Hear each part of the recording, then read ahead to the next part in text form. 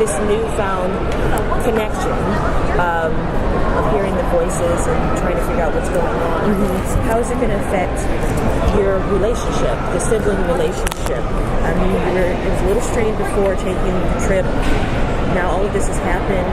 He's getting back his life. Mm-hmm. Michaela's lost it so much. I think so Ben and Michaela have a really beautiful relationship, as any brother and sister do. They fight, they love each other, and on taking off and going on this trip, Michaela was in a really tough spot, and Ben was trying to be the strong older brother. Ben had his life together. He had the perfect family, the perfect job, everything. Michaela was on the opposite end of the spectrum. She was going through a lot, not questioning pretty much everything in her life, and so they started butting heads a little bit over what she should do to move forward. Her family's telling her to marry Jared, and she's not feeling worthy of that. And so it wasn't so much tension, rather than just like her family knew it was best for her, and she wasn't listening. And then in landing, Ben and Michaela are very opposite. Ben is a very logical, fact-based, science-based kind of guy. Michaela likes to be a bit more gray. She leans towards the unknown. She goes with the flow. And so with this mystery hanging over their head, she's leaning back towards the spiritual aspect of what could or couldn't have happened with them. And Ben's trying to take the logical approach. So they're going to butt heads on that. But the good thing is they're going to balance each other out in that way as well. So we're going to see episodes where they're on opposite ends of the spectrum. He's saying, walk away from this. And she's saying, let's dive into this. And then they're going to flip-flop. She's going to be like, I can't do this anymore. And he's going to be like, no, we got to figure this out.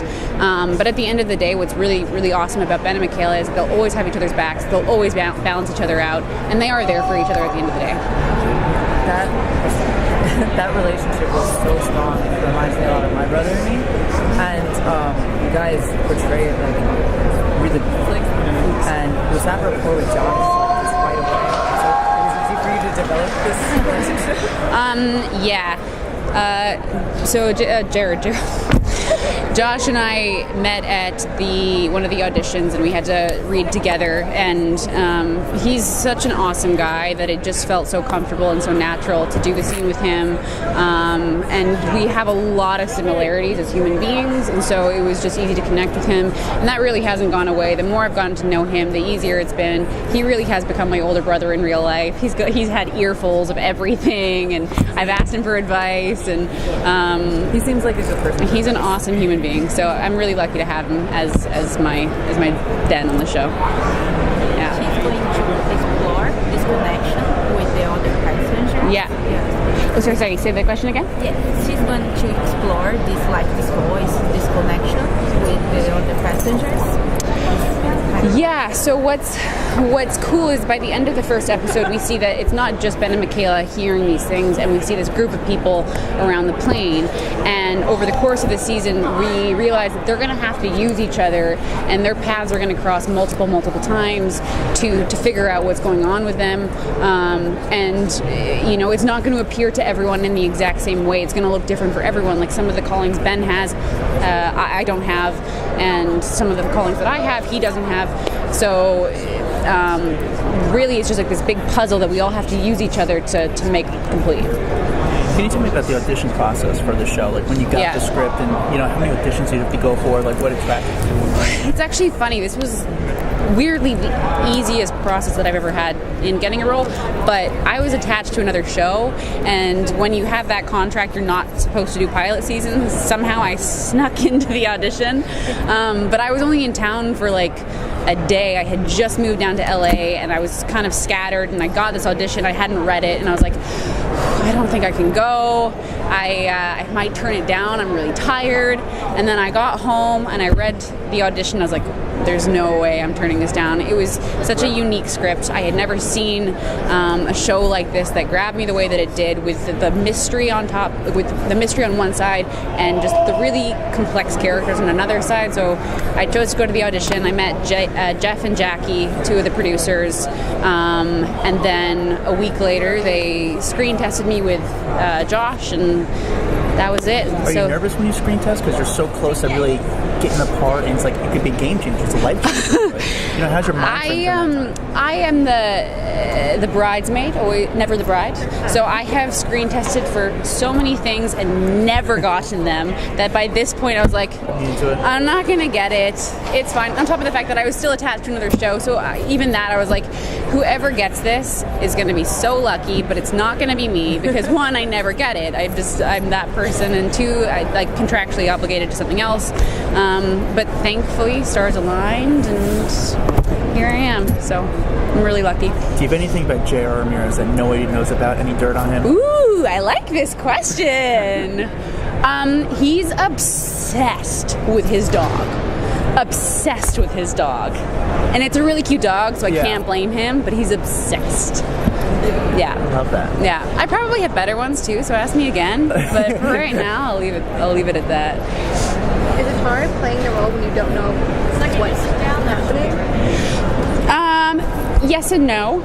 I'm kind of glad that I don't know everything that's happening because Michaela doesn't know what's happening, so I can kind of use it in that way. I don't think any of the passengers really know what's going on, and they're trying to figure it out. So like whenever we get a new episode, we get to find out a little bit more, and it feels like we're going through what the character is going through. So yeah. Can you talk a little bit about the relationship with Jared and your character's best friend? Mm-hmm. What's going to happen with that? Can you? So Jared and Michaela, I love them. They're really good. They were good together. They really respected each other. Jared was Michaela's rock with everything that she'd gone through, with the car accident, with just life in general, being the second child, being in Ben's shadow, not feeling good enough for her job. He really was her grounding factor, and so we are kind of left with this proposal that's hanging in the air, and what I love is that it's not that she's deciding whether or not she wants to be with him. She wants to be with him. She's deciding whether or not she's worthy to be with him, because he does have his ducks in a row and she doesn't. And so in coming back, her struggle is figuring out what is selfish versus selfless in terms of letting him move on with his life. He's found a new marriage, and he's found comfort in Lourdes, and they've created a life together. And she loves him so much that her question is, should she try and fight for him, or does he deserve to just have his own life now? And with Lourdes too, we see a scene in episode 2 where she gives her friend permission to continue and her blessing in this marriage. And I think that's her saying to the two people that she loves most in the world, you deserve better, and here you go. So it's really sad. I don't like it, but what she did was pretty selfless. Yeah. With Lourdes. Yeah. Saying I wasn't going to. Oh yeah, I don't think I would do that. Right. I'd be like, hell no. Kind of lied in order to let her friend have a happy life. Yeah, and I mean the struggle's not over. The love is there between all three of them, and it stays complicated. More stuff happens, and it teeters back and forth. But as of right now, she's choosing to let those two people be. So. Okay. Can you talk a little bit about this shadowy figure? So with the supernatural element of the show, Jeff does an amazing job of constantly teasing what's from this mystery versus what's from the world, and we're just being confused. And with the shadowy figure, we get to find out in episode 3. The mystery of that gets solved pretty quick. I won't say which way it goes, but you'll be surprised. That's a horrible answer, but that's as much as I can say. But it tells us to get to episode 3, and it's interesting that that's gonna get answered. Well, I think what Jeff wants to do is keep everyone on the edge of their seats in the way of like, there are mysteries that have nothing to do with the plane, and there are mysteries that have to do with the plane, and he wants you to be constantly guessing which one is which. Are we going to also see some more flashbacks? Yeah. So with this whole car accident, we're not totally sure what's happened, but it's really shaped Michaela. We get to see what happens in that situation in episode 3. So. with the way the technology is going, TV is going, do you, as an actress, what attracts you? Is it more TV? Is it film? Does that even matter? It doesn't matter so long as the story is good. So long as I feel like it's a story worth telling and it's told well, then I'm attracted to it, which is why I really, really like this show. Whether it appears in film or TV, I couldn't care less. But on this show specifically, I've gotten to work with phenomenal actors and an amazing showrunner/writer. So I feel very blessed. Are you improvising lines at all, or is it just totally by the script? With all of the moving pieces of the show, we've had to stay on script pretty specifically. I stray every now and then just because I'll forget things a lot, but for the most part, they've done such a good job writing that we try and stay true to that. Well, do you have a special strategy to memorize your lines? Do you study it nonstop, or you just have a photographic memory? I have a very good short-term memory, so I can remember it for the day, and then whoosh, it's gone. But no, for the most part, I'm pretty good at memorizing. But when you're doing 6 scenes a day, by the end of it, you're like, I forget. So. Are there any big scenes you're excited for, the new kid of the show? There's a scene. Well, actually, in episode 9, I think we're in episode 9. So we've just started episode 9. There's some really, really good stuff. I know it's a long way away, but it's so good. It's so good. Things really kind of come to a climax at that episode. So. Do you feel you relate to your character? Completely, yeah. When I read Michaela, it was really cool. You get characters that you'll have to study and do research on and figure out. Michaela was really easy for me just because she's a character of lapsed faith. She was raised very religiously, and she's kind of the screw up of the family.